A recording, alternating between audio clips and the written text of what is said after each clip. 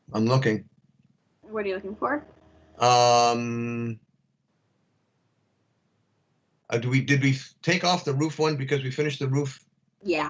Yeah, okay, so we've been putting aside $25,000 a year because Memorial Hall needed a new roof. The estimates that we got 4 years ago were close to $100,000. We set aside that for 4 years. We have the money. The work is going to be done starting pretty shortly into the early spring. We anticipate that it may not cost us that much. We found some ways to cut costs on that project, but we have other projects in the buildings area that have overrun, so that some of those funds, although they may be designated for example, the roof at Memorial Hall, which we're showing as being completed, it's not even in the list now, those funds may end up having to support other projects where we have cost overruns. But the projects themselves, the intent is that for each one of these projects, there is a need, and that need's been developed by staff internally, and it's been provided by public input, where people have come to us and indicated, what they need in terms of various areas. So there's sections for buildings, highway, stormwater, and then each one is detailed for what we anticipate putting in. And if you go to the third column over, that FY22 additions capital tax budgeted, that's the 2 cents.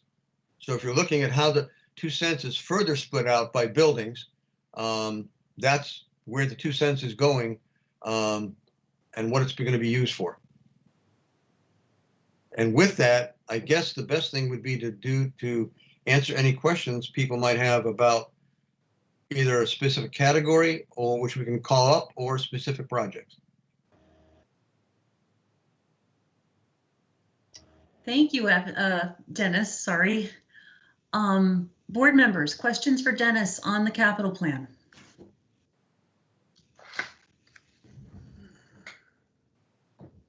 Pat.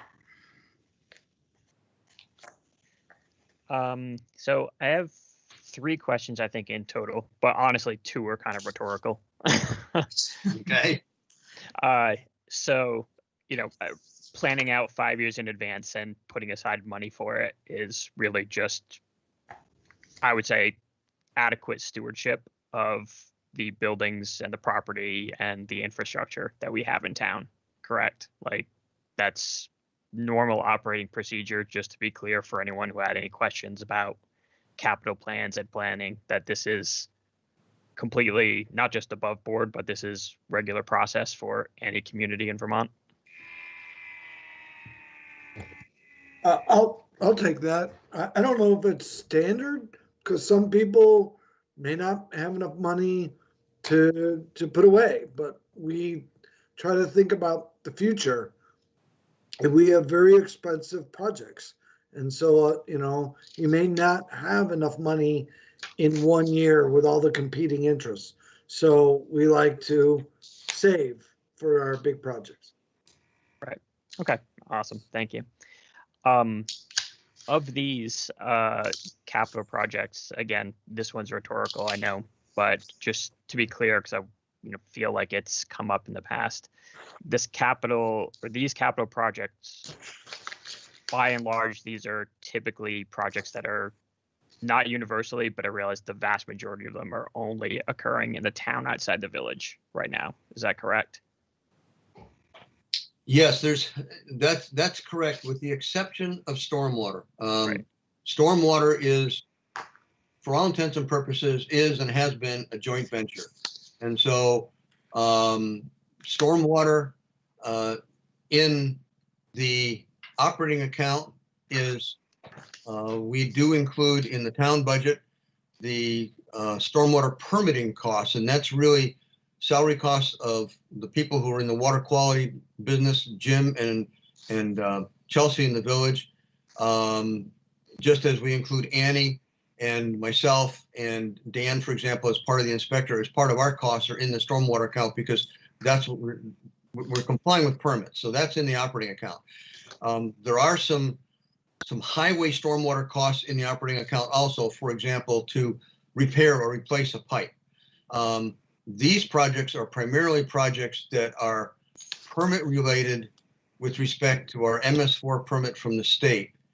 And if you go down through these, you can see, we basically take the money and the $150,000 and put it into the first account, which is the stormwater construction projects account over here, third line, third over. That's where the money comes in. But then we kind of spend it out of the other ones. So the Sydney Drive stormwater project is one that we're completing now, should be completed. The village gravel wetland, we're completing now.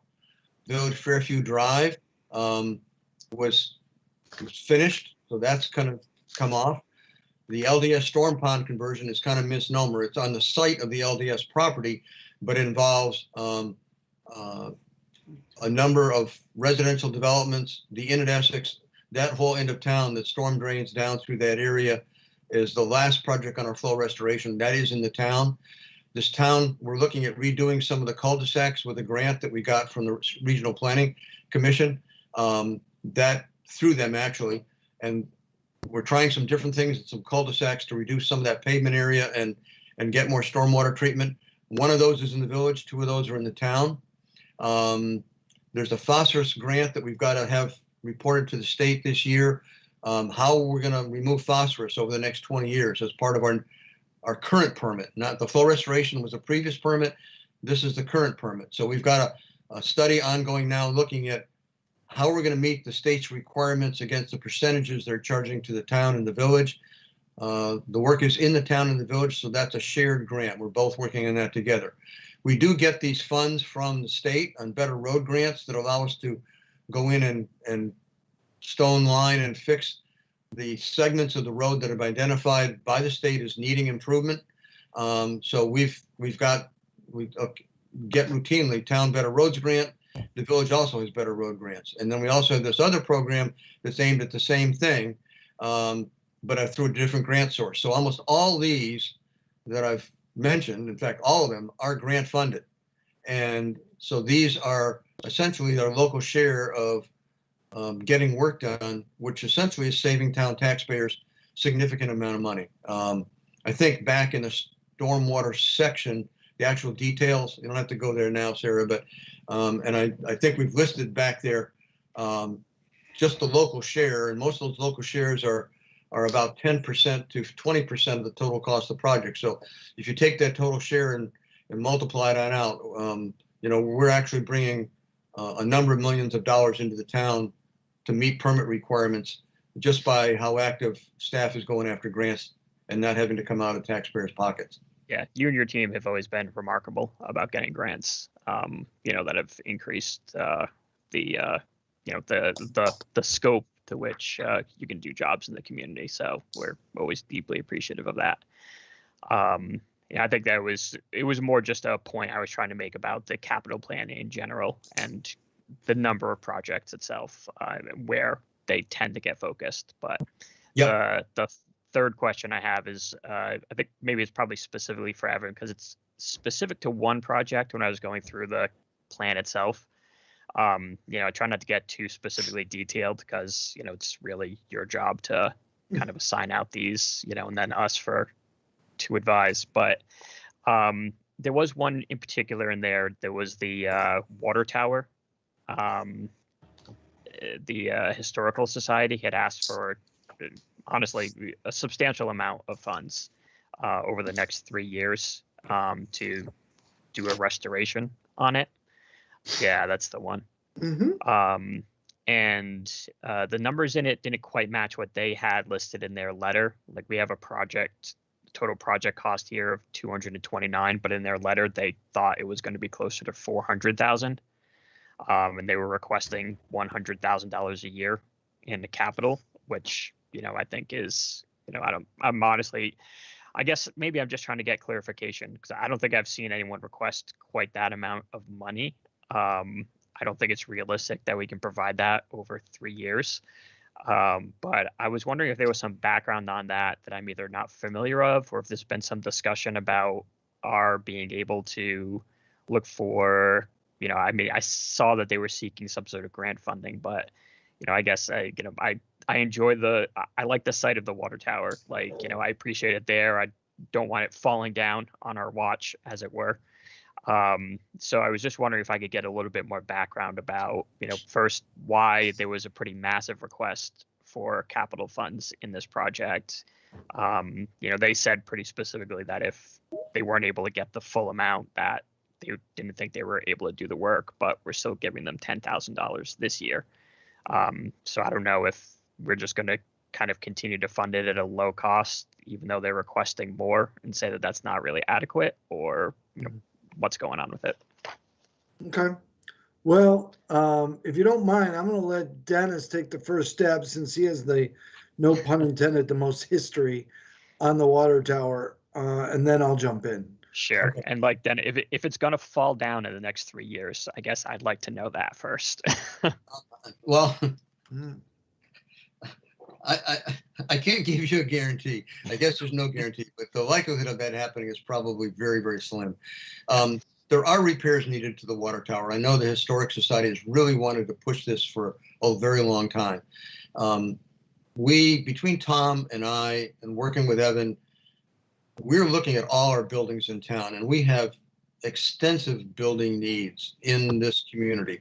And I think you guys have been aware of many of them, from the tree farm to Memorial Hall to the Village Public Works Department, and I'm going cross communities here. Town Public Works Department. Our own Public Works Fire Department. station, And right? we've had some substantial costs involved with fixing up some of these old buildings because they went too far. And The town library.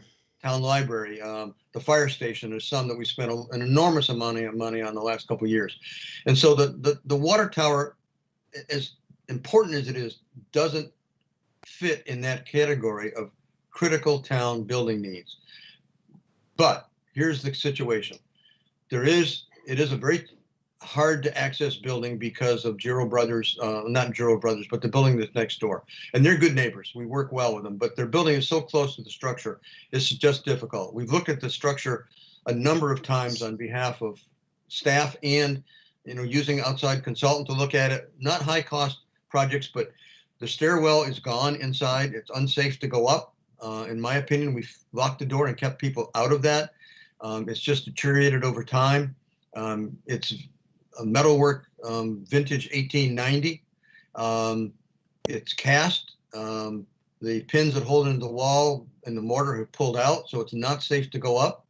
The roof on it is a slate roof, and it's shown, we had some drone footage taken of it, and it's in need of repair, and the woodwork around that is in need of repair. So, I think the last piece of that is the outside structure itself over time needs to be repointed. It's not in bad shape, but it needs to be done. So I think that the numbers, it depends upon staff's view of it is, and there's probably why there's a difference between the $200,000 and the $400,000. And I think the Historic Society looked at all the reports that have done and said, if we do everything, we need this amount of money. And they're probably not inaccurate. We've looked at it from the point of view is we would like to preserve that. So the first part for us, and the most important, is the actual cupola roof on it and the framing around that, so that essentially doesn't break down, leak, or cause more damage inside. There is a concrete floor up top. The floor is fine. The windows are open. The birds have access. We have to clean it, every couple of years because we just haven't had time to go up there. And it doesn't make sense you can't send people up the stairway to fix the windows. You've got to be able to approach it. So we've had a couple different approaches on how to look at it. We have about, and I don't have the exact number with me, I think it's back in the notes, but there may be about 80,000, give or take some in that range. So if I can interject, the difference really is what's the purpose and what are they trying to achieve and what would we achieve? And to be just honest, we have had other priorities than the water tower. Plus, we don't really have very good access to the water tower because it's too close to other properties and buildings.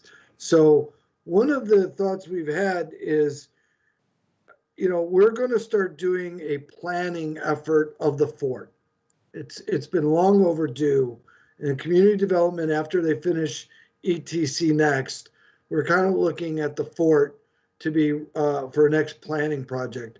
And I believe that the water tower will be, I don't want to say integral, but certainly looked at as a landmark within that new planning, and look to see that. But it's just not been a high priority based on what else you see on this list. And, you know, when you ask about $250,000 or more, look on this list and you tell me, you guys, you tell me where this grades. And Yeah, that's no, where I mean, that's where it always ends. Yeah, Right. I do want to leave a positive note though, and this is something that Tom and I have worked on. Tom was instrumental in finding someone to repair the slate roof of Memorial Hall. And I'm not going to comment on the final cost of that until it's done because costs can change. But right now, the contractor that we're working on it appears to be very qualified in slate work and is looking at doing that at a substantial savings to the $100,000 we set into that. So one of our ideas, and there's some plans we've already done on how to approach this from the outside of the building. And there's a couple ways to do that. And to see if this contractor, when he gets done at Memorial Hall, will look at this project. And if in fact, we can redo the slate roof cupola and the woodwork up there and do that at maybe not all the money we have, maybe a little more than the money we've got, then we might come back to the board to say, listen, we can at least preserve that building by fixing the slate roof. And if we can't do it for $75,000, maybe we can do it for $100,000 and then come back with a supplemental request. So I want to play that out because all the costs we've gotten so far have been from other major contractors. And this is a smaller contractor who's experienced with these types of buildings. I want to see what comes from that so that if nothing else, I would love to be able to get the slate roof, cupola roof repaired, the windows closed off, so the birds don't have access, and the woodwork up top repaired. And if we can get that done, then the next step would be more money later to probably work on the stairwell. But I think that comes a long time after you've had a chance to deal with all the other building problems we have and how we're going to tackle those. Right. All right. Awesome. Thanks, guys. Appreciate it. Andy, you've had your hand up for a while. Yeah, I'm kind of glad we had the water tower discussion. I wasn't going to ask any questions about it, but several years ago, the Historical Society had come to the select board asking for money, and they offered tours to the select board. And so I did have the opportunity to go up the stairs. I was probably one of the last few people that went up. The view from up there is pretty amazing.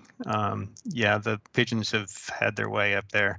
It's a mess, but I'm glad I had the opportunity to go up there, and I agree that the stairwell is pretty scary, and I can believe that it's not navigable right now or anymore.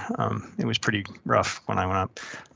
So anyway, my questions, and maybe this is a future thing that's going to happen in the future, is that this is supposed to be a 5-year plan, and it's really hard to tease out whether we're ahead or behind. Now, Dennis, there was a memo included in there that you actually wrote last year or a year ago, in December of 2019, saying that we're behind in paving. I'm just, I guess, wondering two things. One is, do we have a plan to make this 5-year plan more obvious what we're doing for 5 years? And also, are we ahead or behind in paving, and do we need to think about that?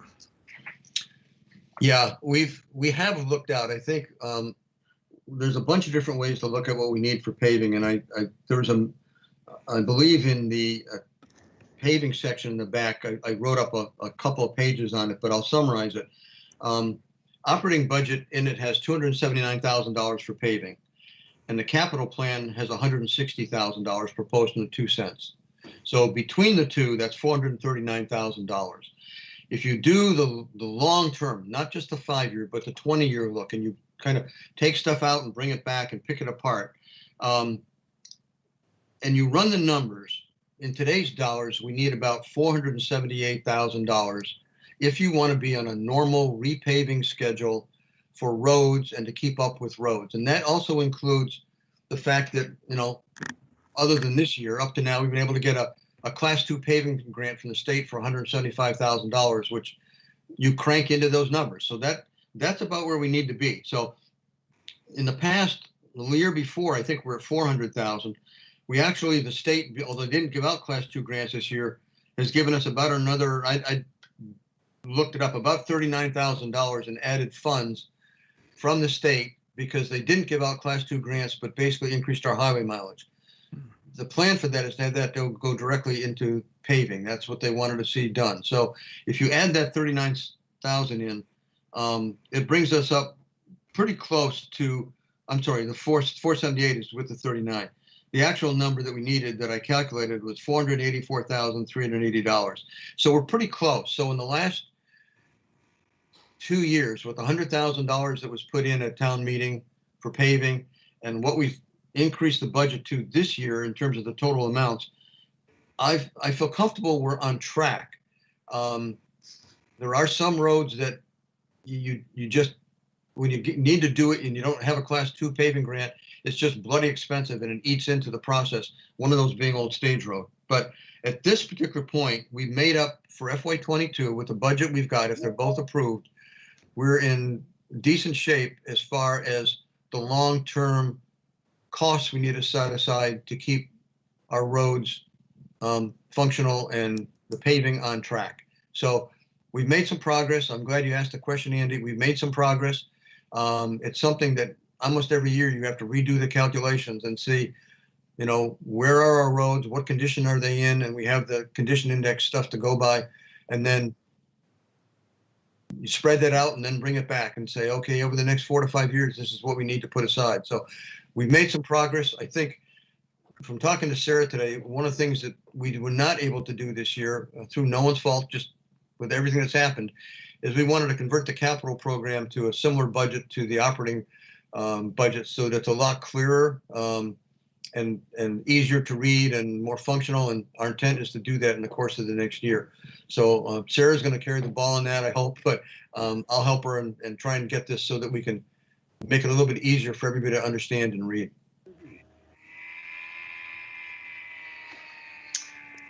All right, Vince or Dawn, any capital questions?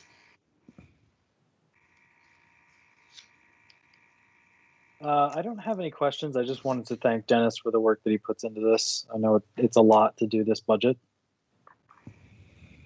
and it's much appreciated. Yeah, Sarah's involved too, but I appreciate it. Thank you. Could not do it without Dennis, though. Andy, your hand is back up. Yeah. I saw Sarah turn her camera on, so I thought she was going to say something. So I hesitated and didn't go to my next question. Is that the trick? No, sorry. Just kidding. Go ahead. I'm sorry. That wasn't nice. Right. It's all right. So I understand that water and sewer capital is paid for by the users of those systems. But my question is, there's a line item or a comment in here about the water line that goes under the Sandhill Route 15 intersection. I just want to, I guess I've gotten the responses I've gotten to my question about whether whether the rebuilding of the intersection is driving the capital expense. Why do the users of the water system pay for that? If it's driven by a improvement in the roads, not an improvement in the water system. That's one response I got. The other response I got was it's a pipe that we know is of such construction that it's going to fracture at some point in the future, and it's better to replace it before the construction. So I'm just trying to get clarity as to what the driver is for that. And I guess I'm a little concerned that we're asking our water users to pay for a water main that's being replaced because we're doing road construction on top of it, not because we're making the system better. Yeah, I'll answer that one, Andy. I guess it's a lot clearer to me. I mean, we set aside a significant amount of funds in our water and sewer account. I've always called it a sinking fund, but I've been corrected by Sharon a number of times. It's not a sinking fund. It's a replacement fund for long term. When you cost back the actual cost of the system and the value of that system, it's the cost to replace the system as it needs replacing, and it is a water system. So it doesn't matter if we have a water break out there. It doesn't matter if it happened because somebody drove a heavy truck over it the day before. It's a water line, and the water line comes under the water line replacement in the capital fund. I mean, it's an enterprise fund that has funds set aside to replace infrastructure. That's what it's for. That's what it's got to be paid for. Now, what's happening here? This is a state project. The state is redoing that intersection under the Cirque Highway alternatives at no cost to the town. We could let stuff go. We can't let stuff go, and I'll tell you why. The village water line, as you know, we've talked about this, the old water line that comes down by the town offices, the state paved that a couple years ago, did a great job. They ran all the heavy compaction equipment over AC lines. AC lines are prone to shear failure whenever you put a load on them and put that heavy compaction equipment on it. We have a 6-inch AC line that parallels the Champlain Water District line going under Sand Hill Road. We do not want that intersection rebuilt by the state, looking beautiful, and then a year later, we have to come back and dig the thing up because we have a break in that AC water line. Now, that AC water line is old vintage line, and eventually a lot of that AC water line is going to have to be replaced. And is that old AC, and that's why we're setting aside money. So is that old AC water line, is it because of age? Well, yeah, we might not have to do it next year, but are we going to have to do it in a couple of years out? Probably yes. And this is the time to do it with the right funds, and the right funds are in the water department because it's a water department line. It doesn't matter who's causing the problem. It's a water line that needs to be replaced, and it needs to be replaced because if we don't replace it, we're going to have very large costs with breaks out there, digging through a new road on the state highway, and then paying for all those highway repair costs on top of it. It makes no sense at all. So I don't think you're arguing or discussing about why we're doing it. The question is, why is it coming out of the enterprise fund? Because that's where it belongs. So Dennis, not too long ago, there was a discussion about replacing the bridge on 117 where there's a force main underneath it, right? Correct. And so didn't we have discussions in that case with the state about the costs of and risks to that? Do we not have the same leverage or situation with a water main under that intersection, or is it not worth the trouble? No, it's worth the trouble. I can't tell you how many discussions Aaron has had with the state on this issue, but the state has very clear-cut rules about if the right of, and we've run into this as I'm a commissioner on CWD, we've run into the same thing over on the intersection in Colchester that they're planning to go to the double diamond thing. It's the same animal that if the water line is within their right of way, then they do not have to replace that water line within that right of way. It's where that water line extends beyond that they may be able to share some costs. So there are a few costs up there that they will share in. And I'd have to go back to Aaron to get the specifics of which ones were and which ones weren't. So they aren't essentially escaping everything, but the bulk of it, and what we're trying to figure out at this point in time, and it's an engineering problem, is we have 3 houses on the west side of the road. They're the primary users of this water system. The Champlain Water District line is the ductile iron pipe, which goes on the other side. And so what we're trying to do essentially with this project is kind of connect our lines into the Champlain Water District line on both ends of this project. So we're essentially carrying the water through the intersection on the CWD line, but we're going to provide service to those 3 customers in a separate line that will be pretty close to what's now. And one of the things might be looking at, because it's a much smaller line, it's on the edge of the road.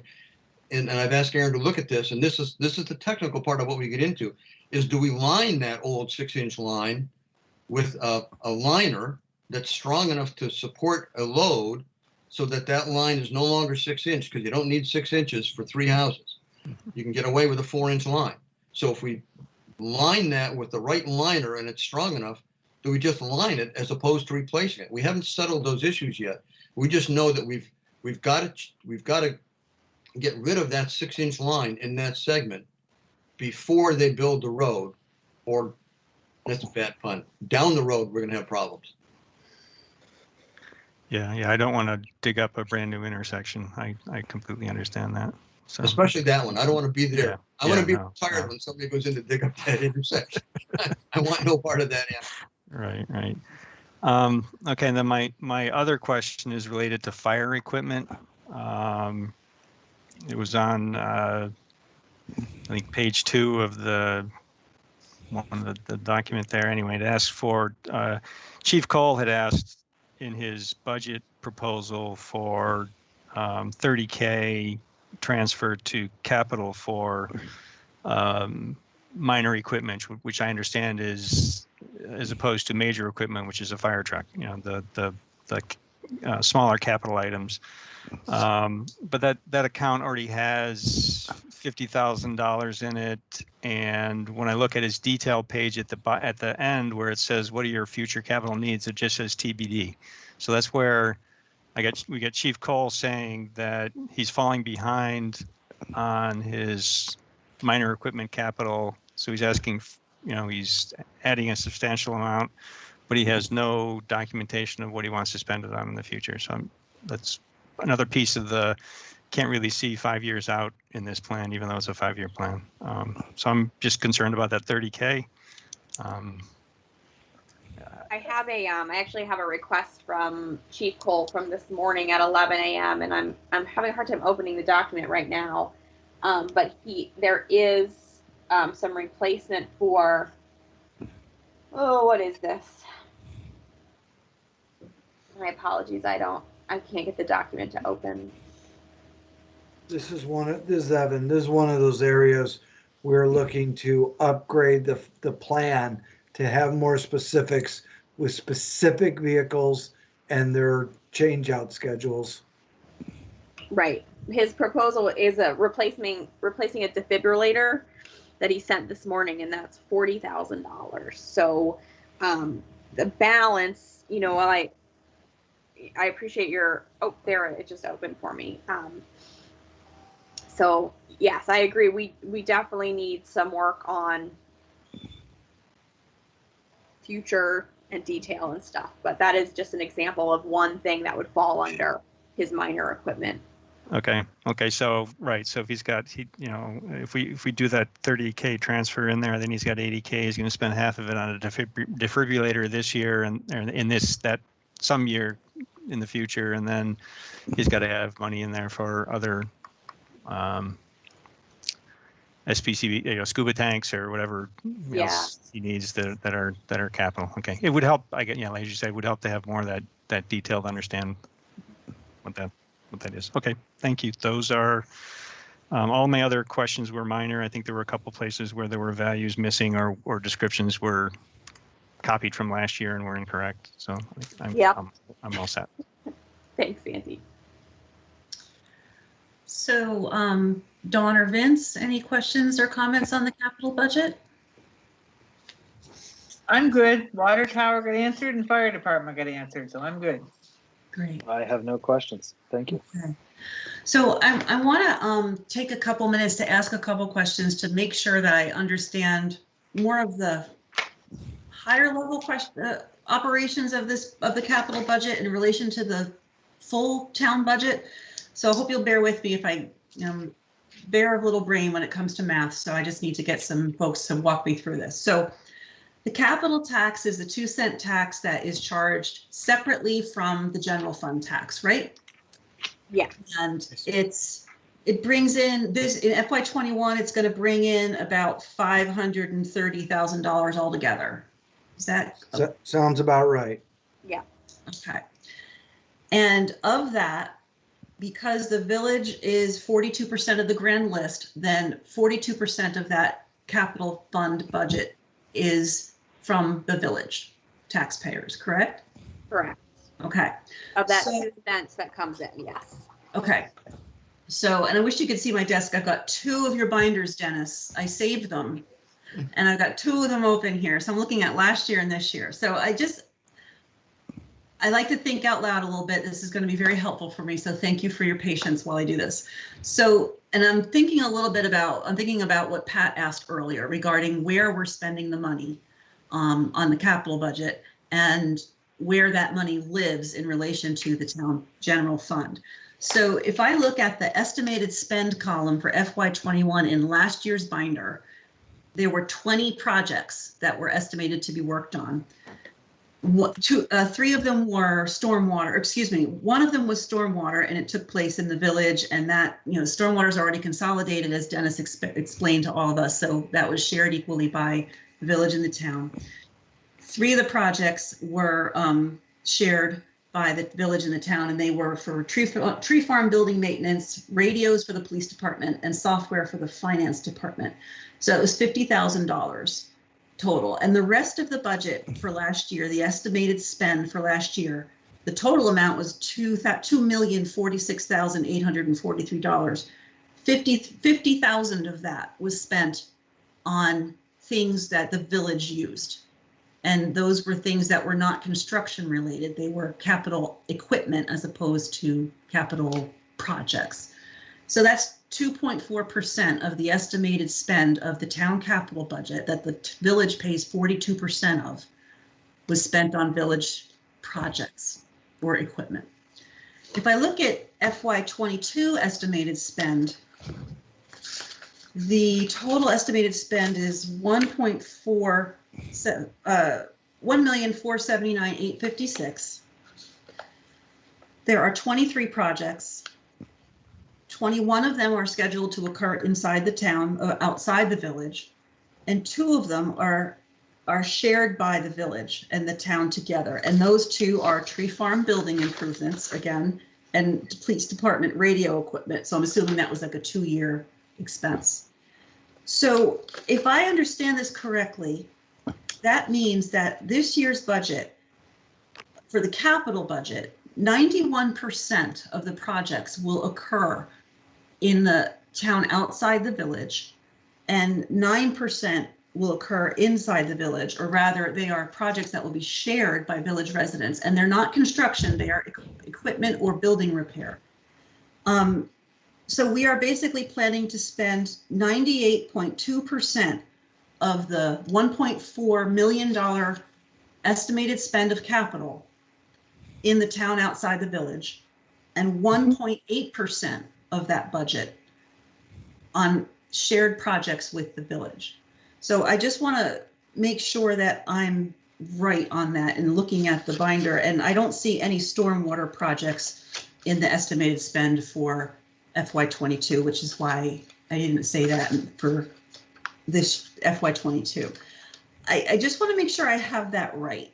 Well, I want to throw in something, and I'll jump in before Sarah and Evan. I apologize for doing that, but in the spend column, the town collects significant developer impact fees, which go into that number, which are not collected in the village. So when you're talking about total spend, some of that total spend is essentially town-only money, total spend, because it's coming from other sources. Right. In our highway budget, we're taking our equipment rolling stock, if you will, and taking that out of the operating fund and putting it into the capital fund to be spent. So again, there's a transfer out of the town tax, which if it's corrected this year with the rolling stock, I mean, it goes in, so that it's not that, my view of it's not the percentages you're giving. You've got to look at it deeper, because it's not, it's much more complicated. You've got to look at where all those dollars are coming from, who's providing those dollars. They may be grants coming in that we're getting specific to the town as opposed to the village. So when you start to crank that out, that percentage is not that low. It's much, much, much higher. So Dennis, am I correct then, if I look at the highway equipment vehicles amount of 190,512, is that the transfer of rolling stock you're talking about? That comes out of the 2 cents, yes. Okay. Yeah. And then, That's one that does. okay. And I see $78,000 in designated funds for, which I'm assuming are developer funds. When you label them as designated funds, that's what you're referring to? Yes. Okay. So I'm just going to do a little quick math here because I completely respect what you're saying, and that we share equipment in some respects. So I want to make sure I'm getting this right. That if I add those 3 line items up, that's $268,512. But you also have to include in the fire department equipment. Pardon me? Yeah, the fire department equipment, I think, is shared in terms of its use. It may be in the town, but it's, you know, I go back to the who's paying for the fire engine in the village and all those questions that took place years ago. So there's, it is a complicated number. I don't think I could give you maybe Sarah can, but I don't think I can give you an accurate number without really digging into the weeds to saying, where's that dollar value coming from year to year and how much is falls on each side of the ledger. I can't do it on a. I totally appreciate and respect that. And I'm not trying to put anyone on the spot. And I'm not trying to get into the weeds that deep because that's a waste of everyone's time if I'm doing that. But that's, you've been very clear on all of the expenses. But I still want to point out that, yes, the fire trucks are shared. Yes, the developer fees are specifically set aside for specific projects that are not paid by village taxpayers. The lion's share of this capital budget is not shared. What I'm trying to get at is I would like to see more projects that are not strictly equipment related happening in the village. If 42% of those taxes from the capital tax are coming in to the town fund to cover expenses for capital projects, then we should be making a significant effort to spend that amount spread out evenly across the community. So if we don't have some kind of algorithm or metric in place to measure the use of the fire trucks, and I know police vehicles are not included in this. I'm trying to get towards the equity that we keep talking about. And I'm trying to make it more clear for people. And I'm trying to make them understand that it's not even. It's not the village does not get the return on its investment that it should get. And I'm not trying to take sides on either the village or the town. What I'm trying to do is take an ethical approach at the point of being a municipality and making sure that everybody who pays in gets what they pay in. And I also want to point out, this is something that I don't know that everybody is aware of. The capital budget is not included in the general fund budget document that we all see in the annual report, like together. So if you look at the capital budget and you see, or excuse me, the general fund budget summary, property tax revenue, for example, FY20, $13,500,305. That does not include the capital budget. So if you're talking about making sure that everyone's getting what they've invested into the community, that doesn't even talk about capital. And so when you look at the project list, and when I look at, there's 73 projects in the capital project list this year in the binder, but only 2 of them are being shared by the village as listed as a specific project. That does not seem fair. And so we have to make sure we are communicating that we are doing the best we can to equitably split those funds across the community. And I just feel very compelled to say that and make sure that people understand that when we talk about general fund revenue, we're not talking about capital at all. And while we have consolidated a lot of departments, and the village certainly does get a decent amount of services out of the taxes that they spend, that they contribute to the town, it's not even, it's not enough. So I just wanted to point that out. And I appreciate, Dennis, the level of detail that you're able to go into and to help us understand how complex it is. Man, I And don't want it's to not- argue with you, but I'll make one point. If you look through what the town is funding through the capital program, and if you were to try to do an equitable split, you would significantly impact the services that are currently provided to the town through the capital program. 2 cents doesn't cut it. Right. If we're going to do it, then you've got to talk about what level of capital funding is needed to provide some level of a better equality. Because right now, if you were to example, say, let's cut the equipment on the town highway budget to make it equitable, we're up the creek. We will not be able to afford replacing our vehicles. That's $190,000 a year. Mhm. If you say, and stormwater is equitably shared, it's not a cost on dollars. It's when projects come up, they're going to get funded. We don't care if they're in the village or town, they're going to get funded. So there's an equality there, but it's not necessarily measured in the dollar value. So I guess the point I want to make is I don't disagree with the observation, but at 2 cents, it's not going to make it. If you try to take that 2 cents and split it 50% between the town and the village, you're not going to have a capital plan. Yeah, no, you're absolutely right. I wasn't even talking about the fact that we're not meeting the need. That's a different conversation altogether. You're absolutely right. Well, I thank everybody for their patience while I work that out in my, not in my head, but verbally. So before I open it up to the public who have been patiently waiting to speak, does any board member have any additional comments or questions? And just to be sure, we are, this is a workshop, so the next business item is going to be to approve a hearing on this. So we will be continuing the conversation at the February 1st meeting. Okay, without further ado, we have a couple folks, and the order that I'm seeing is Patty, Marcus, Irene, Ken, Annie. Go ahead, Patty. Dennis, are you still there? Dennis is here. Good. Don't go away. Don't go away, Dennis. Oh, I love picking your brain. Well, first of all, Sarah Macy has been very, very helpful with everything. And I have been studying our capital plan just with the town outside the village. I have no idea when the Public Works Department merged into one, and maybe it's been so recent. That's why it shows that we spend a lot more in the town. But my question to you, Dennis, is, so I've been studying about our pipes. You know, you were talking about Sand Hill and some of the pipe, the septic pipes, you know, the town septic, they're 4 inches in diameter. I read that they want to make those pipes 8 inches.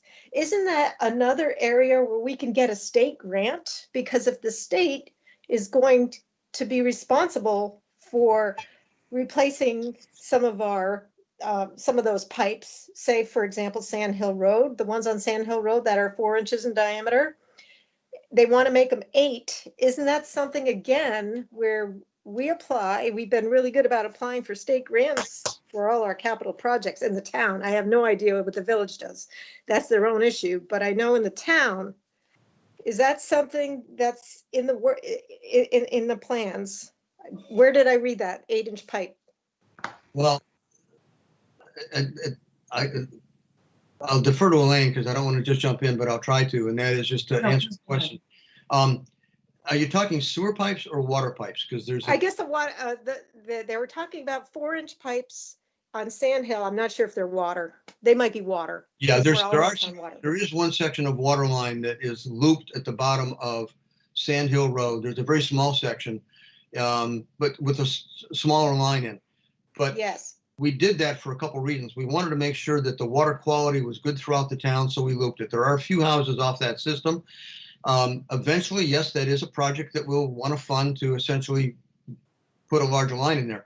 But we also have fairly high pressures down there, so that even though in an engineer's design of a water system, the pipe size is one thing, but the pressure is another. So we've got pressures down there because of where it's located, and else are probably approaching 100 pounds per square inch of pressure, which is a lot. That's right. I remember reading about pressure because we're way at the top of Hillside Circle, at the top of the mountain. So if you put that through a 4-inch line, you still can provide a significant amount of water because your pressure head losses are low. That's the engineer's description for it. So the 4-inch works.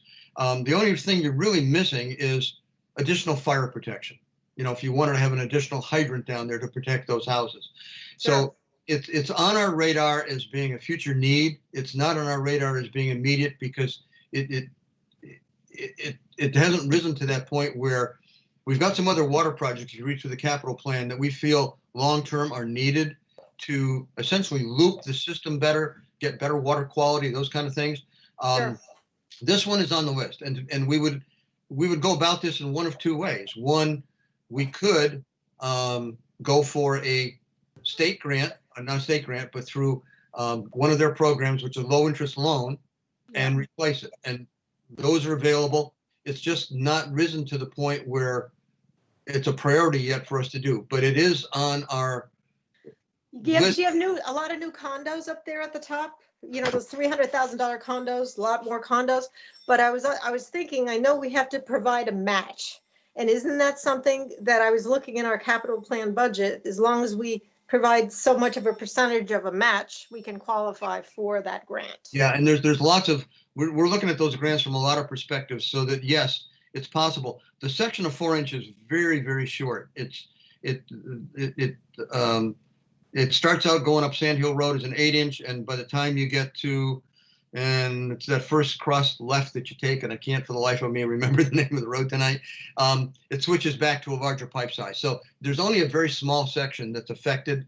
It's not a major project, but it's on our hit list. Well, I'm only mentioning it because you were talking about, you know, tearing up the road and repaving Sand Hill. I just want all our pipes up to snuff and 8 inches in diameter before you do that. That's all. I just wanted to, I know I don't have to remind you. I just wanted to bring it up, but thank you. That's a good one. Thanks, Patty. Thank you. Marcus Serta. Thank you. I'd like to, if it's at all possible, Elaine, I'd like to ask a question before I share my thoughts on a particular matter. And I'm speaking as the Essex Community Players president of the board. So I'm interested in Memorial Hall. So I'm curious because on the capital budget, there is a item in there listed 8,000 for safety improvements to the entryway. Now, I know the 12,000 was spent on the kitchen, or at least the kitchen's been done. I don't know if it was 12,000, but the kitchen's been done. But I'm curious as to what those safety improvements that are listed there are referring to. That's the easiest question I've had tonight, I think.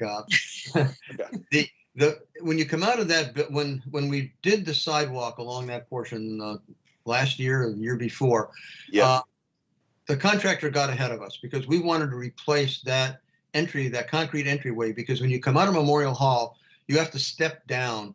And, you know, a lot of the patrons that go to Memorial Hall are of my age, if you will. And we wanted to make that a safer access. And what we would do is essentially pull out that existing concrete step that goes in there. It would require probably adding some, possibly an additional handicapped access. I'm not sure if we would do that or not. I'm not sure what the total cost was, but we were going to replace that concrete walk, entryway, the stairs, the railing. And because of the fact that it's buttered up right against the sidewalk, unfortunately, we're going to probably have to pull at least a piece of sidewalk and replace that as part of it. But trying to make that entryway so when you come out of the building, you're not stepping down, you're stepping out, and then you go down. Make sense? Absolutely. So, okay. So if I may then take a second, again, as the president of the board for the Essex Community Players, obviously we have a vested interest in Memorial Hall. We also have a love for this structure as much as the town does. And we've had a long-standing relationship with the town in this structure. So as far as your ideas concerning the safety measures in the entry, hey, fantastic. Sounds great. Believe me, from our standpoint, moving patrons in and out, it's always a little tricky because of, you know, the small lobby, that entry. And yes, we do have a lot of senior patrons who are coming to our shows. And as we look to the future for ourselves, we're looking to not just do those shows, but expand some of the programs that we do, which also creates more need for hopefully greater partnership and use of Memorial Hall. Over the last couple of years, though, we have noticed some things about Memorial Hall that have changed that are not in this future planning.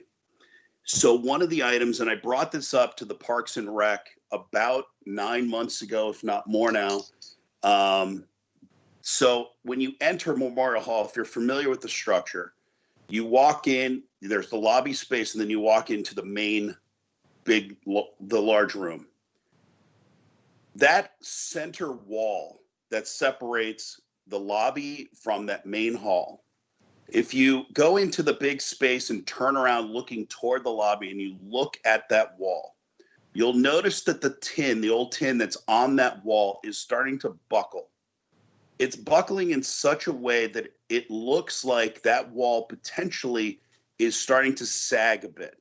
As a matter of fact, if you look at the frames where the doors are, you'll notice that the doors have been shaved in a particular way in order to make allow those doors to open and close.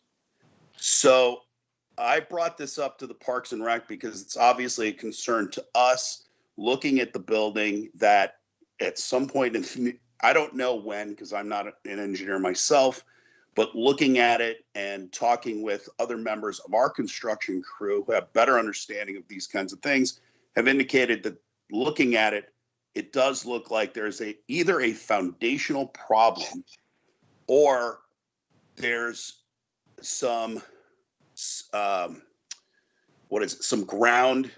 I'm trying to remember the exact term that it was told because it's now been quite a while.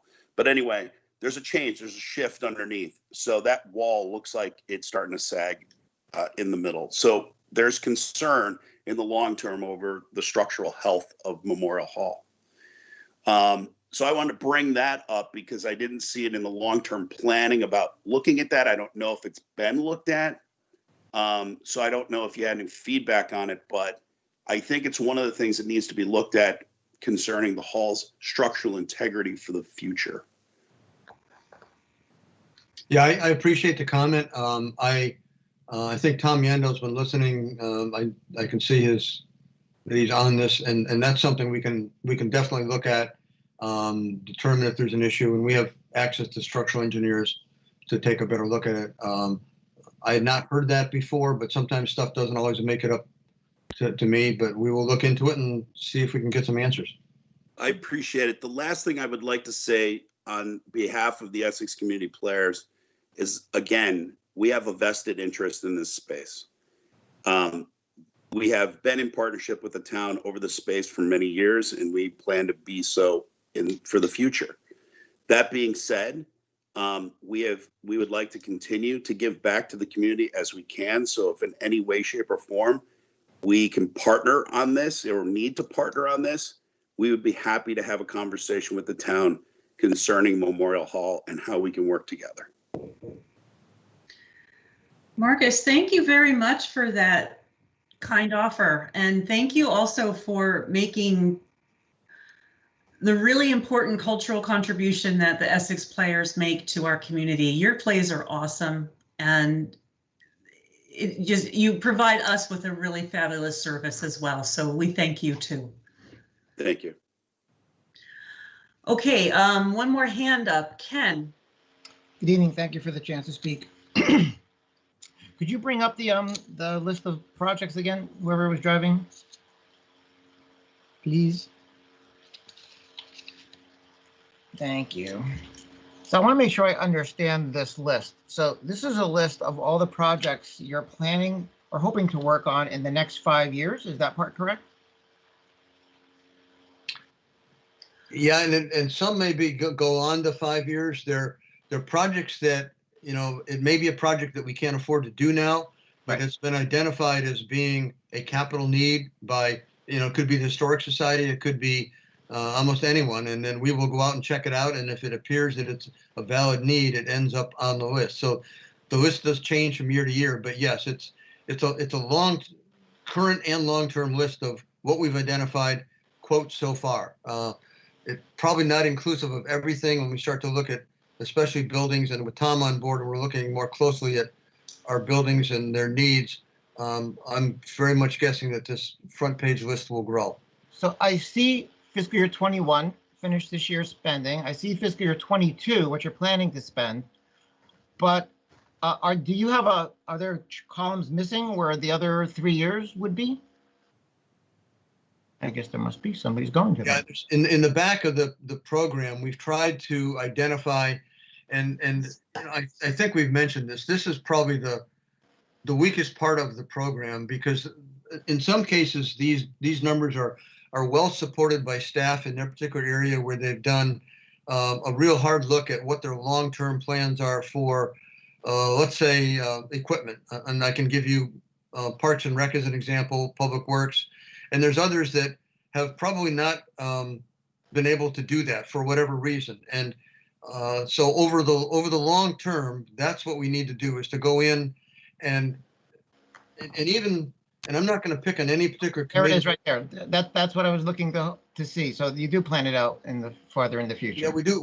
Like that's the building. Thank you. That's the highway equipment one, in terms of how what we need, the years we need it, and what we think it's going to cost, and where we're going to get our money from, and then what that balance would be each year as we go through. Thank you. It would be kind of nice to see a little bit of a summary, maybe just one column for each year, just to sort of get a sense as to which projects you've earmarked for which years. But I see you have it. Great. And maybe if I'm interested in that, I'll ask you about it.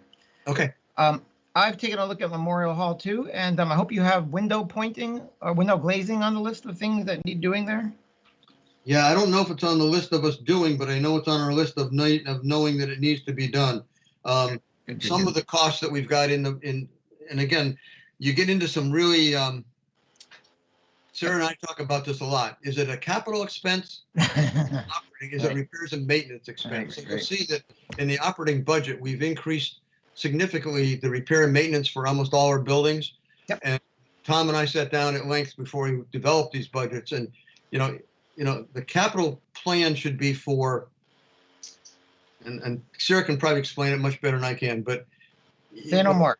Say no more. I just wanted to make sure you were aware of the window glazing that needs doing. I believe we've got that under the repairs and maintenance in the operating account, because it's repairs and maintenance expense, as opposed to making an addition onto the building, where like adding the kitchen area was a new addition to the, inside the building, but a new room and a new set of. Last question. Building. Last question. So I heard the concern about the prioritization of projects, TOV versus TIV. And in a nutshell, you pick these projects and you decide which ones are going to be happening. Or maybe I don't understand the process. I assume you must pick them by basic need of getting done. Yes, and it's not, I don't want to take credit or blame for this. This is I put together the program of all the needs, and we ask staff to provide the forms in the back, other staff, and then we collectively look at, and it's a group staff function. It's more than just me. It's Evan, it's Sarah, it's Greg. We take a look at all these projects and what the needs are for the next upcoming year. And then the hard part is sitting down and going through and deciding, okay, Department X needs $15,000. We've only got 2 cents in the tax rate. We need to do Y. Therefore, we've got to cut that request from 15 to 10,000. I think, and I don't have the exact number, maybe Sarah does, but I think we started out, there's probably at least $100,000 to $200,000, easily including the Historic Society for the tower. Many more demands than we have funds to cover. So it really comes down to a function at the end to take a look at these and say, what can we afford within the 2 cents, and what's our priority? And then we go back to the staff and say, that particular department, and say, guess what? 15 is now 10, make it work. Thank you. I'm confident that you choose wisely. Lastly, as a point of information, I heard, I think Chairperson Haney, I think you said that the stormwater contribution to the village is split evenly. Technically, it's not. 52% of it is covered by the TOV, 42% of it is covered by the TIV. And the same thing would be said for the Public Works. That's it. Thank you. Over and out. Oh, thank you. So unless there aren't any other comments from the public, let's move on. And I will make an observation. In the last several meetings, we've talked about capital budget. We've talked about all three of the town's historic buildings. We've talked about the library, Memorial Hall, and the water tower. I wonder if a future conversation, we might start considering maybe a focus on our historic buildings as a whole, just as to look at them together as something that we treat slightly differently from the rest of our building needs because they're special buildings. Just a thought. Dennis, as always, thank you for your encyclopedic knowledge of our buildings and infrastructure and for the thoughtfulness that you and your staff put into the binder and the capital budget. And as always, thank you so much for your hard work on our behalf and on the town's behalf. Thank you. So board members, we have the next business item is to warn the public hearing on this capital budget and plan. And if we recall from our earlier business item about the general operating budget, I'd like us to look at the proposed, the memo for this item to, so 6C1. Right. Oh, next one. 6D, excuse me, to warn the public hearing. So if anyone would like to make a motion to warn the public hearing, but also add to it public hearing for the capital budget as well as the FY22 operating budget, that would be the motion to make. Would any board member like to do that? I move that the select board warns 2 public hearings for February 1st, 2020 at 6:35 p.m. The first meeting for the purpose of soliciting comments on the FY 2022 capital budget and 5-year plan, and the second hearing for warning or for the purpose of soliciting comments on the FY 2022 operational budget. All right, thank you, Vince. Is there a second? I will second with the amendment. Vince, I think you said 2020, 2021, February 1st, 2021. I'm still doing it, and it's mid-January. I can't believe it. Otherwise, friendly second. amendment accepted. Thank you, Pat, for catching that. Any further discussion? All those in favor, please say aye. Aye. Aye. Aye. Opposed? Okay, so we will be warning 2 public hearings for fiscal year 2022-2026 capital budget and plan and the FY 2022 operating budget. The next business item is another warning. So 6E.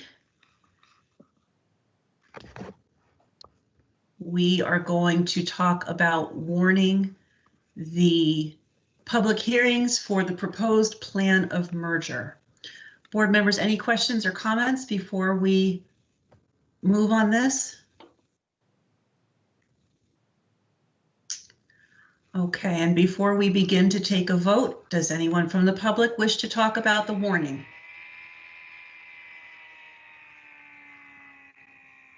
Okay, seeing none, I'll take a motion.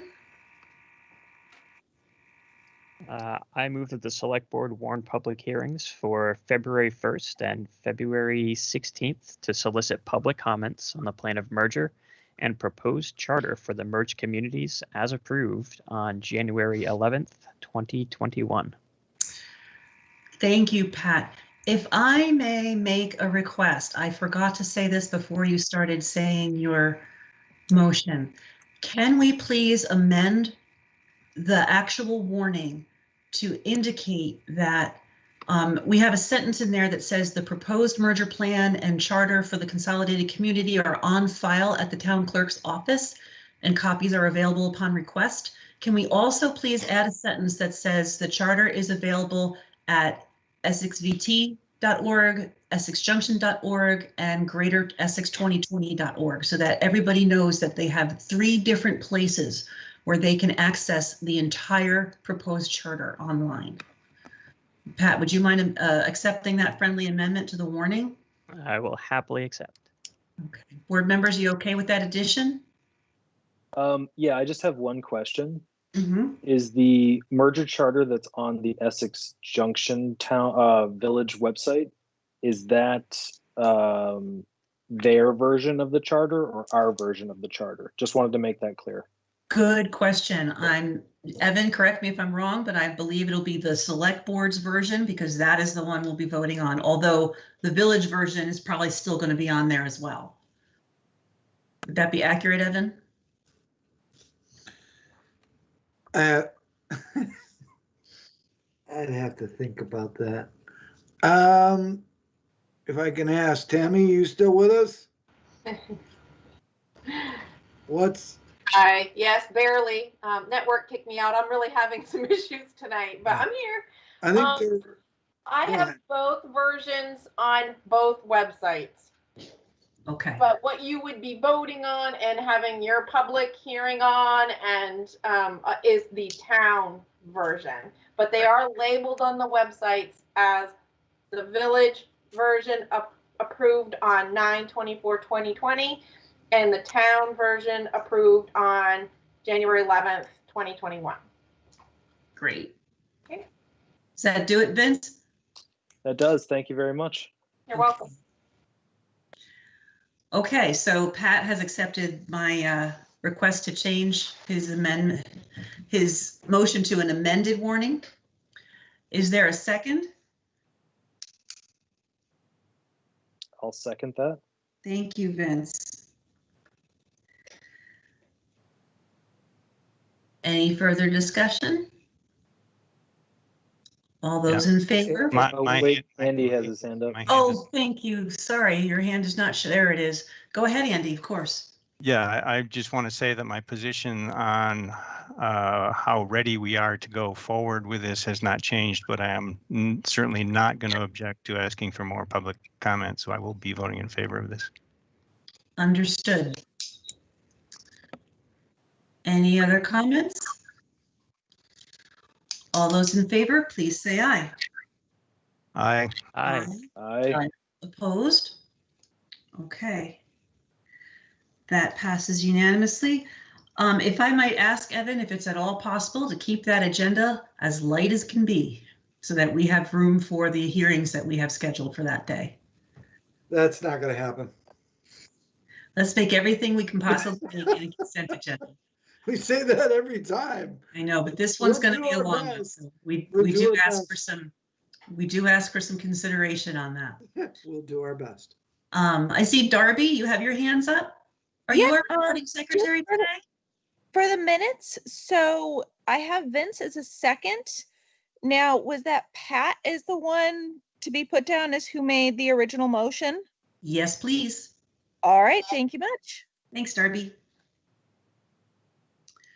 Okay, item 6F, consider approval of final draft merger vote informational materials. So for this, that's in the packet. I have received some additional edits from Dawn and Andy, which I believe Linda is going to try to incorporate some of them into the packet. But we are expecting to send this, staff is expecting to send this document to the printer as early as tomorrow. So we really have run out of time in terms of being able to refine this to make it the, entirely perfect informational document that we want it to be. And I just want to thank everybody for their input on it. And at this point, we just need to approve it so that Linda can get it to the printer. So does anyone have any questions or comments on this part of the packet? Go ahead, Andy. I'm really unhappy with sending an unreviewed document out. If you're making edits, we're not going to have a chance to see them before you send it to the printer. I'm very much against that. I would rather see us put out a 2-page document with a link to some other online document that we could continue editing rather than sending out this 40+ page document that is, in my view, has a lot of bias in it, has a lot of confusing information. And I'm not going to have a chance to even see what's in it before it goes out. I'm unhappy. I truly understand, Andy, and you've made your concerns very clear to me, both publicly and privately. And I just want to say a couple things. First of all, that what I'm talking about in terms of edits that were sent, like I got from you this weekend, I got from Dawn, they're grammatical and they're not content changes. There's a couple different things that people pointed out that just need correction in terms of grammar, spelling, that kind of thing. They are not substantive changes. So I should be very clear about that. The board has had 2 weeks to review this material, and the creation of this material comes from presentations and documents that have been presented to this board publicly multiple times over the last 12 months. So there was a couple memos from Sarah, a slideshow from Sarah, the slideshow that the village used for their public hearings. The FAQs definitely were put together, the answers were put together, and many of them appeared on the village's website, and they're being repurposed here. This is a document that was many, many, many weeks in the construction. And so while I still completely understand the frustration that we are feeling pressured to get this out, we have also been given permission to do mail-in ballots by the governor just today. And so it's important that residents receive this in their mailboxes around the same time that the ballots go out, and which will be probably somewhere around February 10th, if I recall our memo from our clerk last packet. So I just understand completely where you're coming from, Andy. And I want to also address the comment about it being full of bias. We've been accused of bias an awful lot.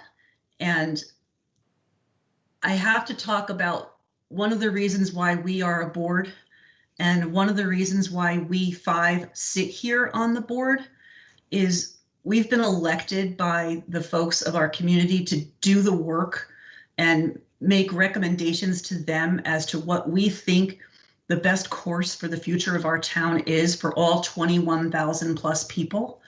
And I consider the fact that we have voted to approve this plan of merger, and we have voted to warn it, and we have voted to put it on the ballot, that we as a majority feel that this is the best course for our community to take. So going forward as a board, if we have an initiative that we think is the best thing for the community, it's our responsibility to tell the community that we think it's the best way forward. And I understand the need to provide very factual information. I think we do that.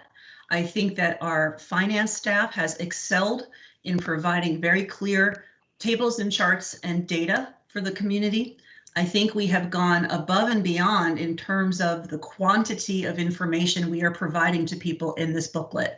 And we also have to contend with the fact that we can't do this in person. So we want this booklet to go in the mailbox of every single household in the town so that they don't have to go outside. They can stay safe. They can use their mail-in ballot and their booklet together, and they can do the research they need to do to make this critical decision. But I do not feel that it is inappropriate for the select board to promote this plan. We have worked years on this plan, and we have put all of our efforts and all of our reputations at stake on this. We are telling the community, you voted for us to be at this table, and this is the work we did.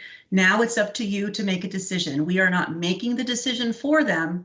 We are saying, this is the best work we have. We've put a lot of effort into it. We've taken your thoughts into consideration, your participation.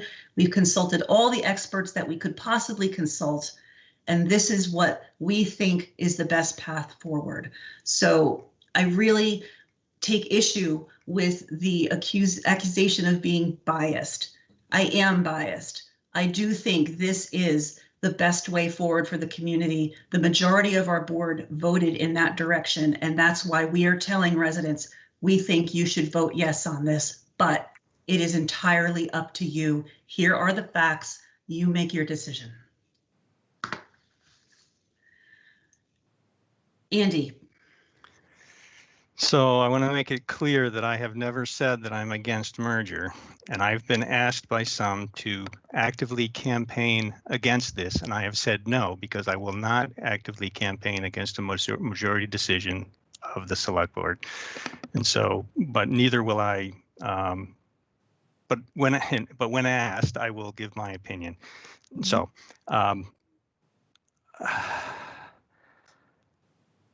now I've completely lost where I was going to go, and I feel that I am doing the job that I was elected to do, and my concern is not that my concern is that the some of the items or some of the content that's in this package will be used against the whole. You know, it only takes one small error or one point where those who are against merger can blow it out of proportion, and it removes credibility for the whole thing. And that's where I'm coming from. I am not trying to fight against merger, and so I understand the majority position, and I guess that's where it's going to go. And I just have concerns. You mentioned grammatical errors. On page 10, it says that the village budget is $3.5 million. It's $5 million. It's not 3.5. So there's a technical error right there that I've pointed out a couple times and I haven't seen addressed. But so Andy, may I just say a couple things? I really, really want to thank you for what you just said. You said two things that are really important, and I want to hold them up because they're really important. The first one is you said that you don't wish to go against the majority of the board, and that is truly excellent board service right there. And it's just such a good example to set, and I'm very grateful to you for that. The other thing you said was, and it's the first time I've really clearly heard you say it, and I'm so pleased that you did, that you are in favor of merger, but you want it to be right so that everyone has the information so that it cannot be made. People can't take the information we're providing it and use it against the cause. And that is truly a honorable thing to say, and I completely understand where you're coming from, and I wish we could have the luxury of all the time we need to make this just the right document that it needs to be.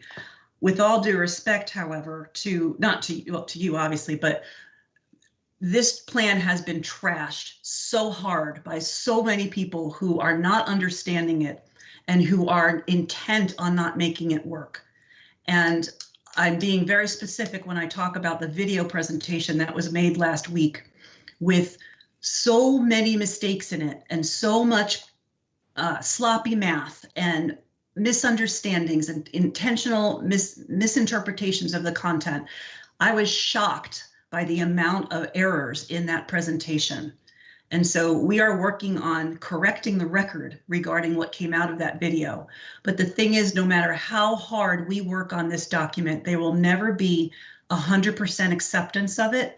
And there will never be 100% agreement with what we're doing or how we talk about what we're doing. And so I think it's really impressive that you are so invested in making it the very best document it can be. And I'm right there with you to do that. But also we have deadline, we have ballots that are going out in the mail, and we just have to fish or cut bait at this point and move forward. So I thank you for all of you've made a lot of efforts to improve this document and the charter itself, and we owe you a debt of gratitude for that. The other thing I want to ask is Evan to talk about that 3.5 million versus 5 million thing, because he can say it better than I can. So Evan, could you take care of that, please? Yes, the village's budget is $5 million. Its taxable portion is 3.5 million.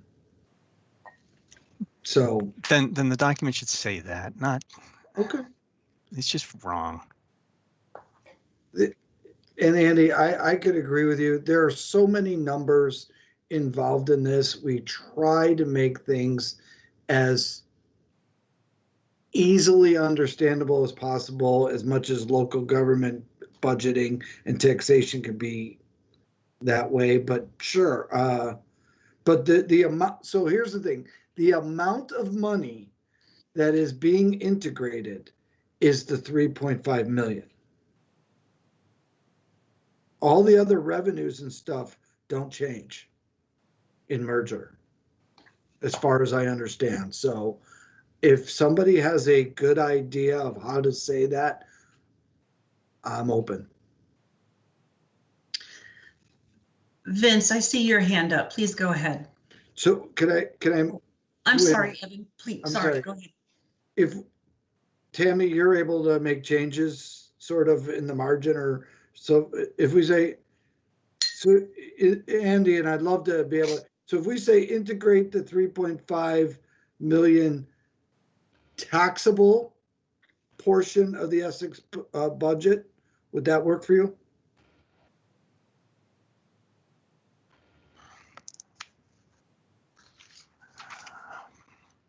I'm so Property frustrated tax by this. portion? I'm sorry. I'm sorry. I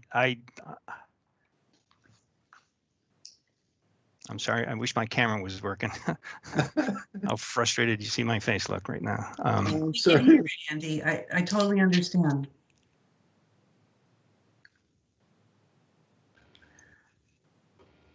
Okay, he's turned his mic off. Vince, you had your hand up?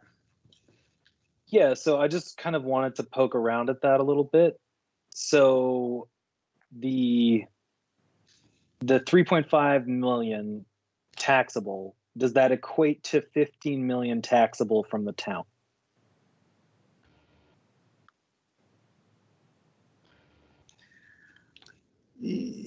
Sarah's gone home for the night, but the answer I believe is yes, because the town's budget is upwards of 16.9, so that sounds about right.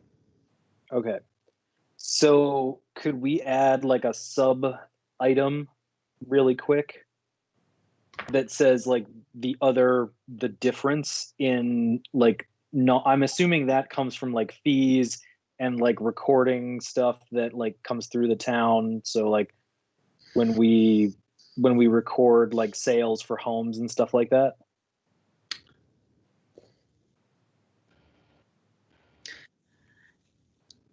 Yeah, it's all, like it's all the stuff on the any- revenue page. Yeah.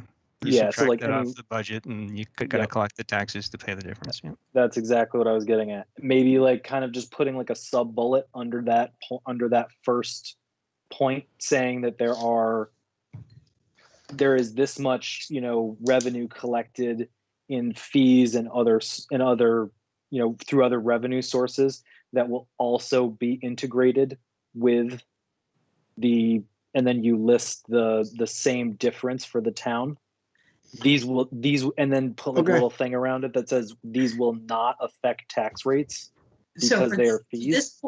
For this portion of the document where we're just saying why merger is hard, we don't need to get into the nitty gritty on this page. There are other pages that completely explain all of this, but that bullet, we could say, integrate the taxable portion of the Essex Junction budget into the Essex Town budget, period.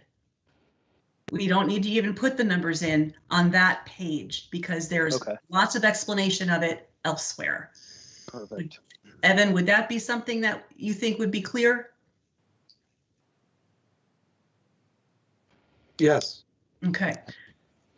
I don't agree. I don't think the 3.5 million appears anywhere else in this document. I think you need to have it clearly stated out there. This is how much we're transferring. This is how much tax the village collects today that the town is going to have to collect in the future. So I see a sentence in the chat that I think solves the problem, disregarding the comment I made. I see a sentence that Irene has put in there that seems very clear. Andy, is that acceptable to you? Sorry, I don't have the chat. I don't even open the chat, so I've not even seen it. I'm sorry. Oh, that's okay. I'll read it to you. Integrate the 3.5 million of the $5 million village budget with the $16 million town budget. Sure. Does that, okay, Yeah. that works. Okay, so Tammy, can we ask you to make sure that that comment from the chat is what is put for bullet number 1? Yes. Thank you. Yep. I can't do that on screen for you, but I will be sending this to Linda in the morning. Okay. And Dawn pointed out in a previous email that there is a duplicated question on the bottom of page 25 about the village voting twice. And I believe you told me that, Tammy, you've already deleted that. Yes. Whoops, where is it? That one at the bottom. Yeah. Because it's already answered in a previous question. Yes. So yes, I talked to Linda about that today, and she's removed it in a different draft. So okay, it just didn't get in this packet. Totally understandable. Okay. Dawn. Yeah. Yes. What? Oh, did you not have your hand up? I thought you did. No, I think that was Darby's, but I do have a question. I was going to put it up anyway. Okay. The part about Australian merger will result in Australian ballot. I've had a lot of comments on that, and I need to know if that still needs to remain in there. So I've had a lot of comments on that too. And the reason it's remaining in there is because while it is absolutely true that the town and village voted on Australian ballot to approve this year's budget, we added it into the charter. So we wanted to make sure that people knew that what they chose this past November was going to continue into the new merged community. And we were not going to revert back to voting from the floor at town meeting. Thank you. Sure. Vince?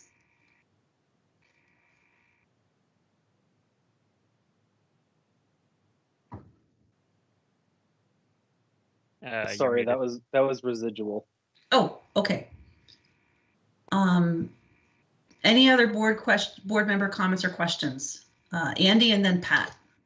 So as long as we're going through some technical stuff, on page 21, it says that the select board can only pass ordinances outside the village. This is not strictly true because liquor license ordinances or ordinances that we have around liquor licenses apply to the entire town. So it's just, and I don't know if there are others, but that's one that I was able to sort out. So I'm just concerned about that inaccurate statement.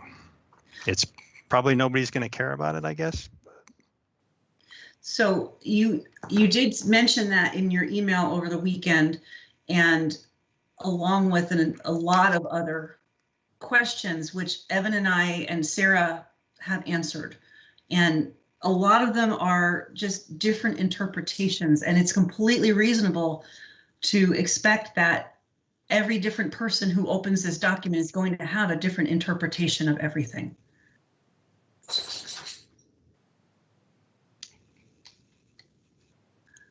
Pat, you had your hand up. Did you want to say anything? No, I took it down. I was going to expand a little bit on the voting thing, but it doesn't need to be said. Yeah, I mean, it's frustrating because we want to make this perfect. We don't have the time to make it perfect, but what I do think we have done has been our very best effort at it, considering all the things we are doing, all the information we have at hand, and it definitely has been reviewed multiple times by multiple parties, and it could be reviewed for another year with our tendencies to look at things very closely. So we need to move on. So before we have a vote on approving these materials, let's open it up. There's 4 hands up, and I see Irene and then Annie. Please go ahead. Thanks so much. I heard the chair say a few minutes ago that we're deciding on the best course here, and the best course for the town is merger.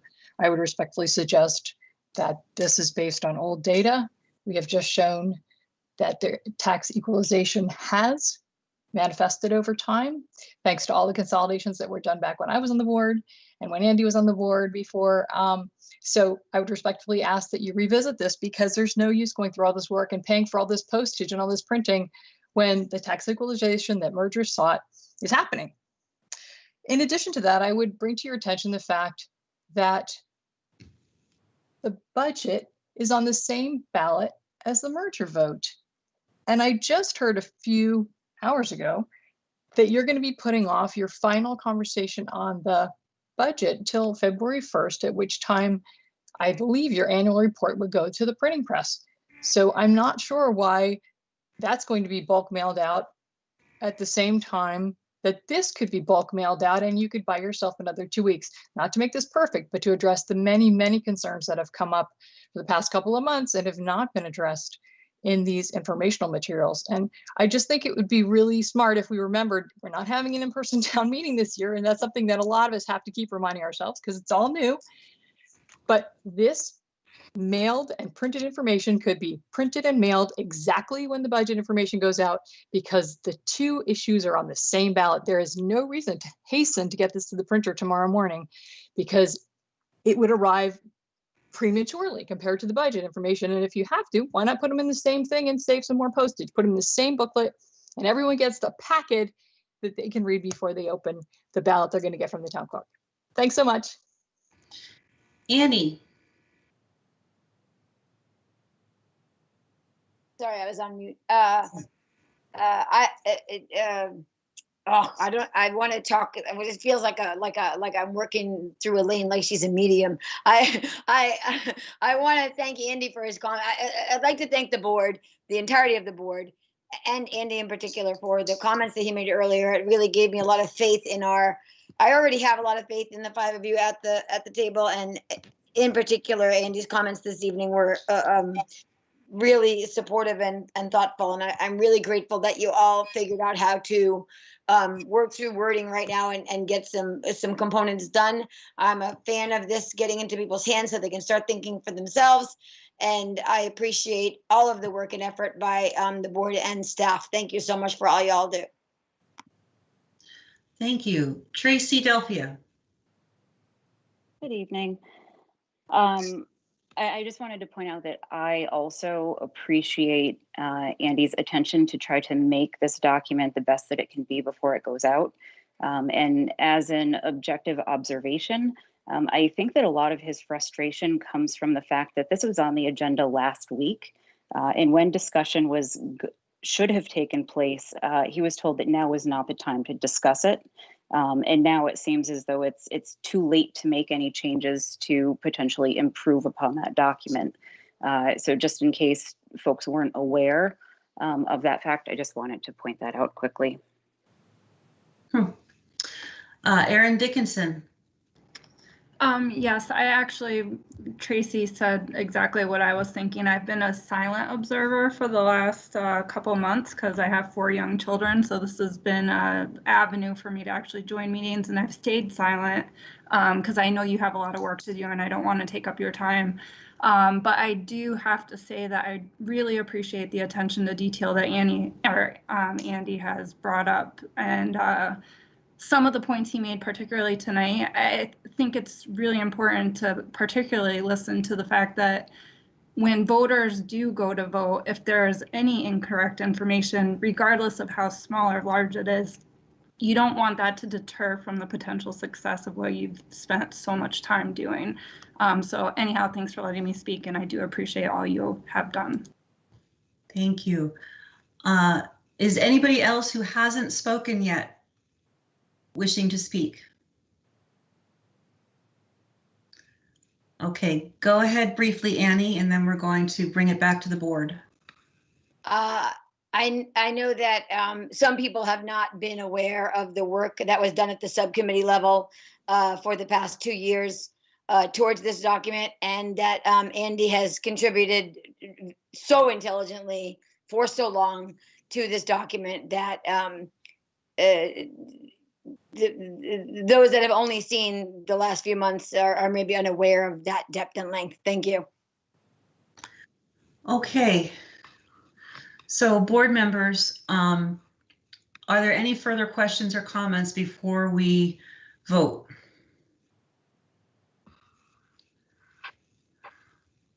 All right, I don't see any board member comments.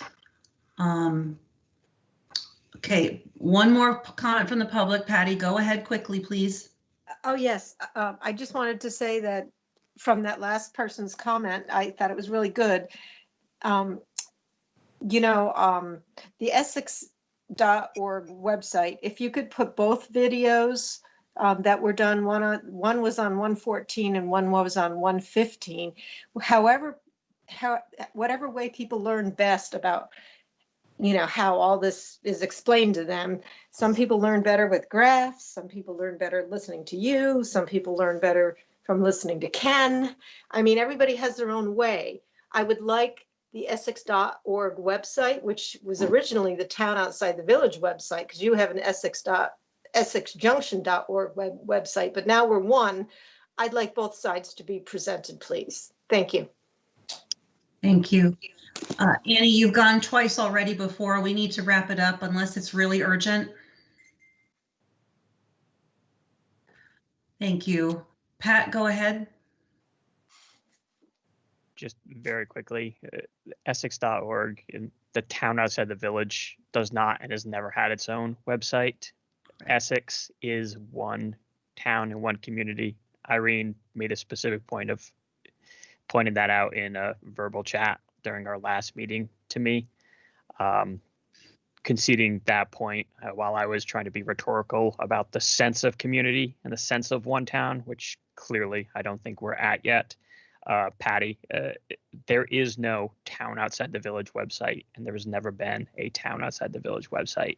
Essex is everything that includes the village of Essex Junction and has been.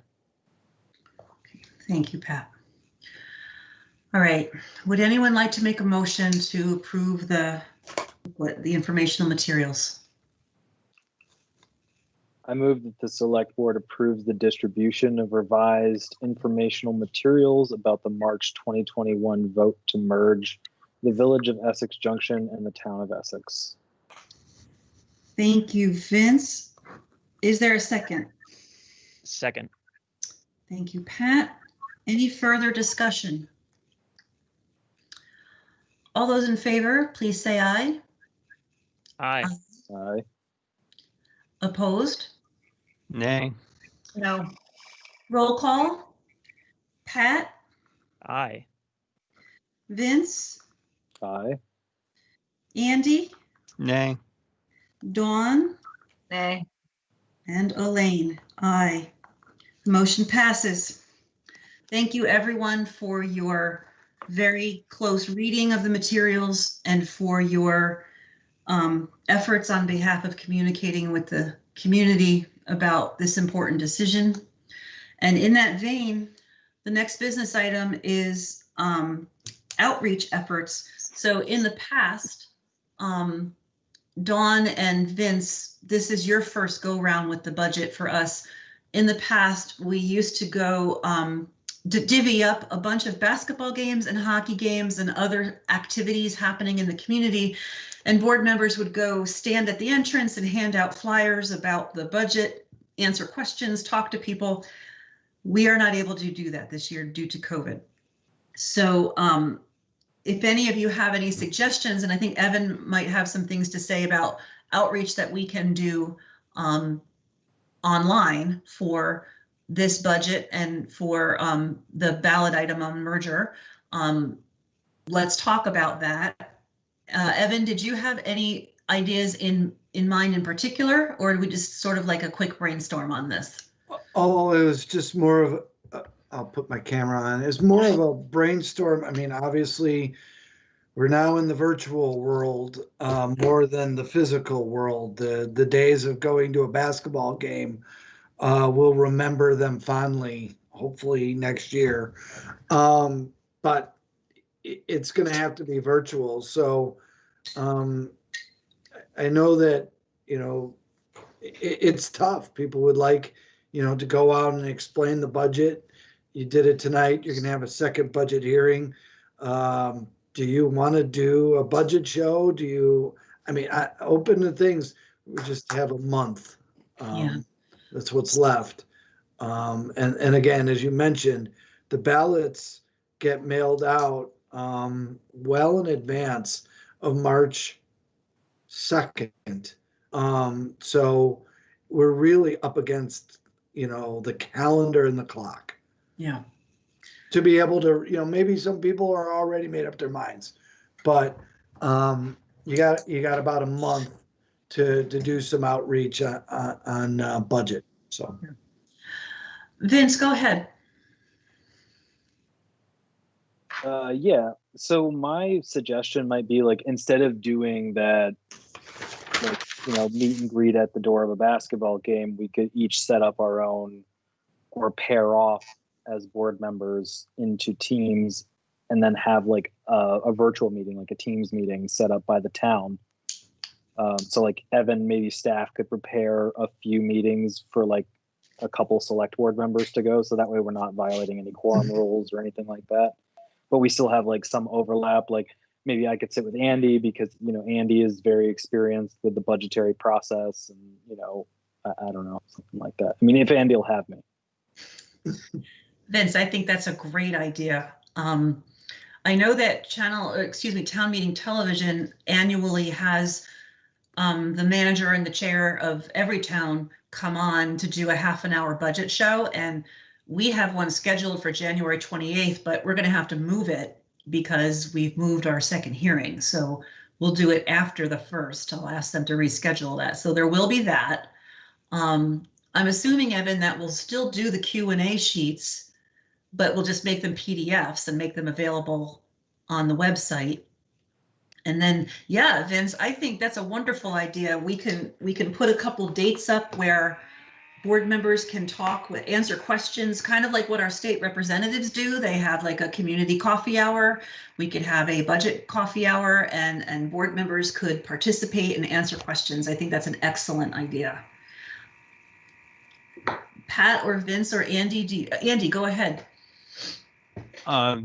Just Elaine, and I hopefully this doesn't come out wrong, but in the past, when the select board chair has been on the ballot, we have had the vice chair do the budget presentations both on television and at town meeting. I don't know if we want to continue that practice here or not. Did Pat, did you do the budget last year? The budget show? No, Elaine. No, this is Elaine, because you'll be on the ballot. Oh, of course. Yeah, absolutely. That would be fine if Pat, you're up to that. Absolutely. Oh, Jesus.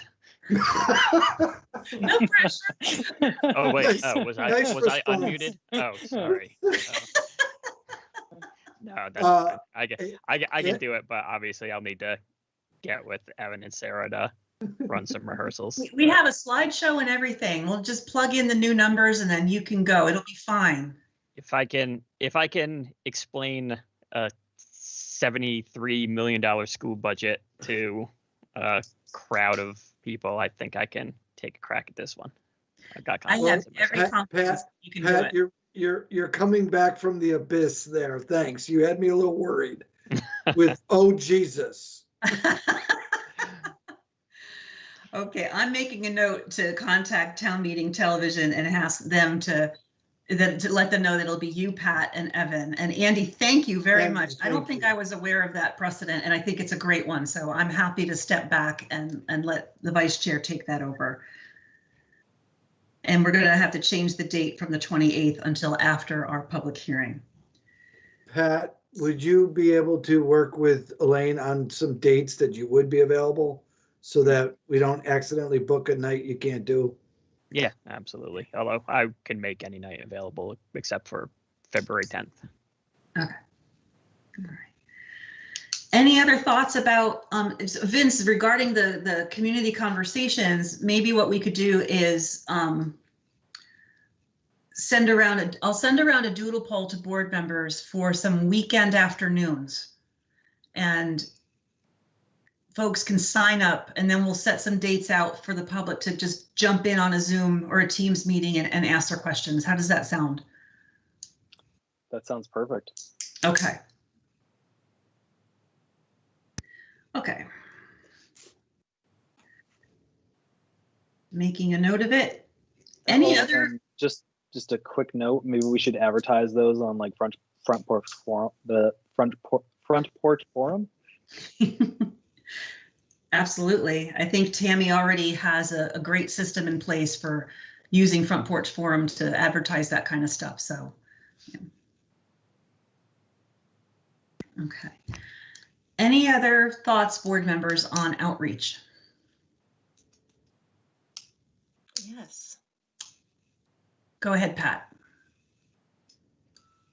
Do we have any other large groups that do meetings, weekly or bi-weekly? I'm thinking, obviously, Elaine, I'm thinking Rotary is one, but I wonder if there's other similar groups in the area that do kind of either get together on a semi-weekly basis where we might be able to take advantage of 30 or 40 eyes sitting down. Rotary honestly is the only one I know off the top of my head, but maybe there might be some others. Lions. The Lions. Well, I mean, you are welcome to approach Rotary and ask them if they want to host a budget discussion. I'm not sure they will want to do that. Yeah, it seems a little political. Right. Yeah, but it's worth a shot. And then Evan, is that Carmel Terborg, who's the chair of the Lions right now? I actually think it's Tom Stone. Oh, okay. He's a neighbor. I don't know Tom, so I'm wondering if someone could reach out to see if the Lions would want to have such a presentation. I could ask him. He's around the corner from me. Okay. Okay. And if it's okay with the board, even though we're not voting on anything at the moment, I'll open it up to the floor. Patty, go ahead. Yes, I would just like to clarify that we actually do have two separate websites, but I'm not saying that to divide us, to say we're two separate. Well, we are two separate municipalities, but we're trying to be one. The reason I'm stating this is everybody is turning to the internet. Everybody goes to the Essex.org website for town and village information. Yes. And it would behoove you to put any kind of video, whether it's the budget, whether it's Elaine's presentation, whether it's Ken's presentation, anybody that has a voice belongs on that Essex.org website. If you want to put it on the village website too, go for it. Thank you, Patty. We have two Appreciate websites. that. It doesn't mean we're not one town. Thank you. I never said we're not one town. We are one town, very much so. You, thank you. Okay, thank you. Okay. All right. We do have an executive session on the agenda, which we will do at the end after we've done our business. Would anyone like to move the consent agenda? So moved. Thank you, Vince. Second. Thank you, Dawn. Any discussion of the consent agenda? Okay, seeing none. All those in favor of approving the consent agenda, please say aye. Aye. Opposed? Okay, thank you. Board member comments and the reading file.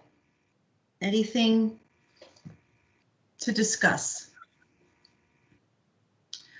I would like to just throw out a thank you to Travis and Evan and Greg for their work on a proactively coming up with a COVID emergency leave plan for employees, since we no longer have federal coverage for that opportunity for staff. So thank you very much for being proactive on that. And if you might, so I sent out an email today. We have had a couple of employees test positive over the last couple of weeks. It is regrettable, but we're not immune from the rest of the United States. So we are just trying to muddle through schedules and trying to keep people shifts and departments from all coming down with COVID at the same time. So right now we're struggling or going to struggle this week a little bit in a couple departments. And so for the people at home, you know, if a sidewalk doesn't get plowed or a street or something's just not done the way, you know, the village or the town usually does it, it's probably because of a staffing issue.